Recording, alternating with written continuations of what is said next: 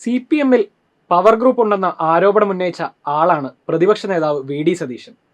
ആ സതീശനെതിരെ ഗുരുതര ആരോപണം ഉന്നയിച്ചത് കോൺഗ്രസിലെ ഏറ്റവും മുതിർന്ന വനിതാ നേതാവ് സിമി റോസ്ബെൽ ജോൺ. കോൺഗ്രസ് ഹൈക്കമാൻഡിനെ വരെ നിയന്ത്രിക്കുന്ന സാക്ഷാൽ KC വേണുഗോപാൽ യൂത്ത് കോൺഗ്രസ് സംസ്ഥാന പ്രസിഡന്റായിരിക്കെ ഏക വനിതാ ജനറൽ സെക്രട്ടറി. അന്ന് സതീശൻ യൂത്ത് കോൺഗ്രസിന്റെ ചിത്രത്തിലേ ഇല്ല. ഇവരാകട്ടെ ആ കാലം മുതൽ കേരളത്തിലെ കോൺഗ്രസിന്റെ വനിതാ മുഖങ്ങളിലൊന്ന്. PSC അംഗം വരെയായി. അവർ പറയുന്നു കോൺഗ്രസിലാണ് പവർ ഗ്രൂപ്പ് എന്ന്, അതിന്റെ നേതാവാണ് സതീശൻ എന്ന്. നേതാക്കൾക്ക് വഴങ്ങിയില്ലെങ്കിൽ കോൺഗ്രസിൽ സ്ഥാനമില്ലെന്ന്. ഇത്രയും ഗുരുതരമായ ആരോപണം ഉന്നയിച്ച ഉടനെ കോൺഗ്രസ് നടപടിയെടുത്തിരിക്കുന്നു. ആരോപണ വിധേയർക്കെതിരെയല്ല, ആരോപണം ഉന്നയിച്ച വനിതാ നേതാവിനെതിരെ. ഈ കോൺഗ്രസും പ്രതിപക്ഷ നേതാവുമാണ് സ്ത്രീ സ്വാതന്ത്ര്യത്തെക്കുറിച്ചും സ്ത്രീ സുരക്ഷയെക്കുറിച്ചും വാചാലരാകുന്നത്.